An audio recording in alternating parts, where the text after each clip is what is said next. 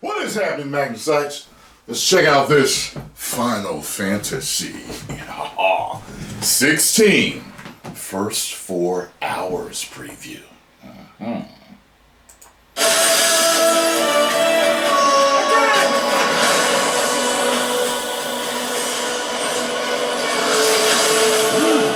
Final Fantasy 16 opens with a bang. 2 swirling icons, the colossal beasts that series fans will know better as summons, pepper each other with fireballs and lash out with their hefty tails as they descend deep under the earth in a scene reminiscent of Gandalf's plunging tussle with the Balrog. It's a level of spectacle rarely witnessed in a video game, and an early indicator of the huge-scale story awaiting those venturing into Square Enix's latest. Having played the following 4 or so hours, it's a promise largely lived up to, with razor-sharp combat and thrilling boss battles consistently exciting. But beyond the blade, it also engages through its thoroughly fantasy-rooted tale, establishing the world of Phalisthea, its factions, and individual personalities to good effect. It makes for an electrifying opening which, despite being a little cutscene heavy at times, made me wish I didn't have to stop playing.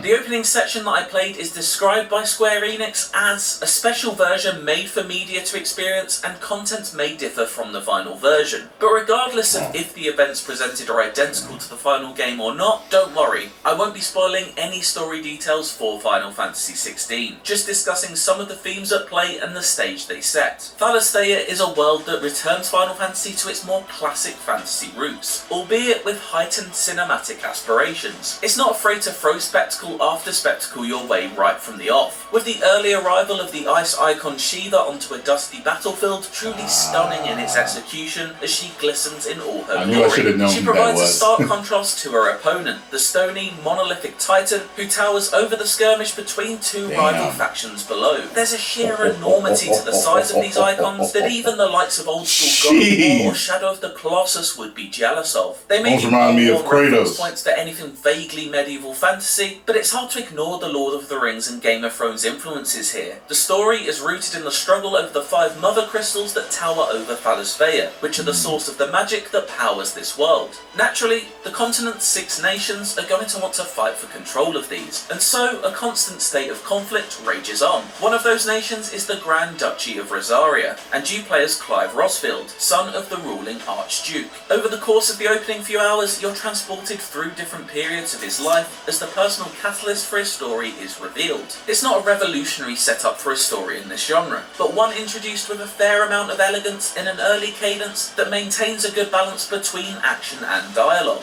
This pace and a general sense of excitement are infinitely aided by the superb score that soundtracks the events too. It's worth saying at this point that Final Fantasy XVI's opening hours are very story heavy, and while it does a great job at introducing Clive's family ties and those who aim to unbind them, it did leave me wishing I was playing a more active part in it at times. Not least because when you do get let off the leash, its combat never fails to impress. That heightened sense of cinema translates equally well to the battlefield, with each encounter feeling like a real event. In my relatively short amount of playtime, I fought no fewer than 8 bosses, each delivering spectacle on both a macro and micro level, ranging from massive monster clashes to time-bending perfect parry affairs against agile enemies. The first extensive stretch of gameplay sees you playing as teenage Clive, as you venture through a swampy marshland littered with the most goblin-looking goblins you've ever seen. It culminates in a very fun fight against this world's version of the classic Final Fantasy enemy Morble, a slimy, tendrilled set of teeth with a serious case of bad breath.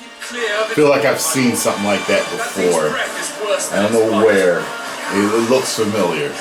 It's Final Fantasy XVI's first real display of its fantastic combat in full flow, with its signature cinematic strikes and evades now fully introduced to your arsenal. It's a set of tools that is steadily added to as you progress, with different magic abilities welcomed into the fold. And while I had plenty of toys to play with, I still feel like I barely scratched the surface of what these combat systems have to offer. That's especially true when it comes to its showpiece kaiju-like icon battles, which flip the script when it comes to gameplay, each promise promising a delve into a new genre. The aforementioned opening exchange between two fiery Eikons, which played more like a flying rail shooter than an RPG, conjures up welcome memories of the finale to Nier Automata, in its desire to frequently switch up gameplay styles while never pausing for breath. As large scale as Final Fantasy XVI can be at times, I was slightly surprised by how contained some of its levels can be. Early on at least, they were all relatively narrow locations that funnel you from arena to arena, with occasional forays off the beaten path that rewarded me with useful items. A great example of this is the Greatwood area, which acted as the final destination of my hands-on. A verdant green forest, it largely consisted of leafy corridors connecting fights with feisty flora and fauna to bosses of varying sizes. The most notable of these being the scaly giant Fafnir, which looked like something on an exchange trip from Skull Island.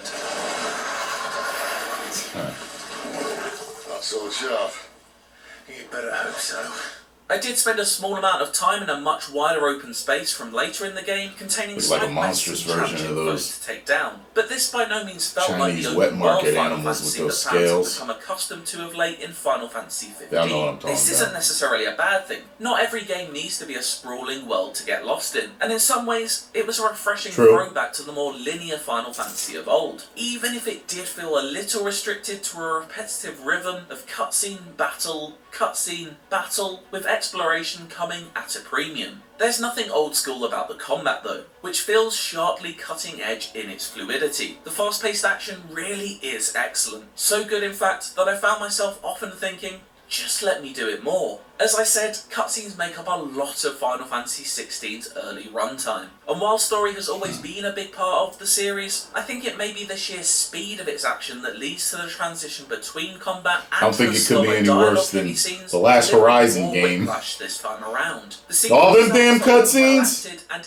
and dialogue in their exposition. It's just more of a testament to the sheer thrill of its combat than anything that I couldn't wait for them to move along at an even swifter pace. You are a true shield of the flame and let no one tell you otherwise. They woke Horizon up though, so I won't be playing that no more. For those that really want to take their time and delve deeper into the history of Valisthea, however, there's the handy active time law system. This essentially acts in a similar fashion to Prime Video's X-ray feature, allowing you to hit a button and pause the scene at any moment to learn more about the characters speaking or the terminology they're using. It's a smart way to provide extra context for those who want it without overloading on exposition for those who just want to zip along to the next fight. That's not to say that Final Fantasy XVI doesn't entertain in its slower moments, and indeed some of them are effective in building Clive out as a protagonist to care about. He's an emotionally complicated character plagued with a tragic backstory that adds a welcome amount of depth. A section where you're set loose to roam around his family home of Rosalith Castle serves as a great way of introducing us to Clive and his place in this world, as he interacts with soldiers in training, magical gardeners, and a bounty of regional British accents. From what I've seen so far, the future looks very bright for Final Fantasy XVI. If its opening few hours of hulking Eikon showdowns, superb melee combat, and story that delivers on both a personal and global level are anything to go by, then a very fun time is on the horizon. I'm hopeful that the ever so stuttering pace irons itself out over the hours to come, with its ferociously fun gameplay taking precedence as Clive's journey broadens. I went into my time with Final Fantasy XVI incredibly excited about what I'd seen in its many trailers and showcases, and left very happy that very little of that anticipation had diminished by the time I'd finished. Good boy. For more from Final Fantasy XVI, check out the latest trailer, and for everything else, stick with IGN. Really?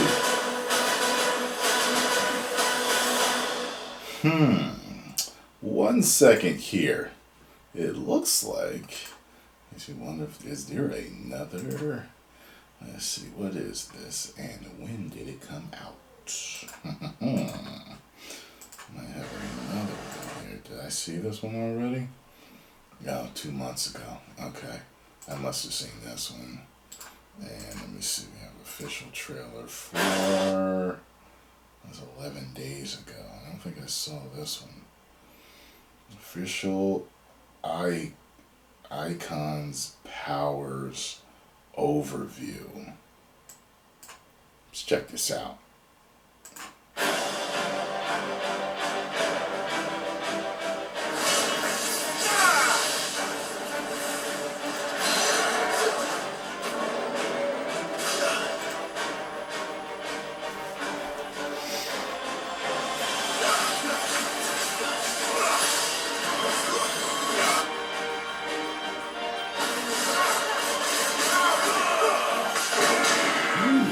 was nice.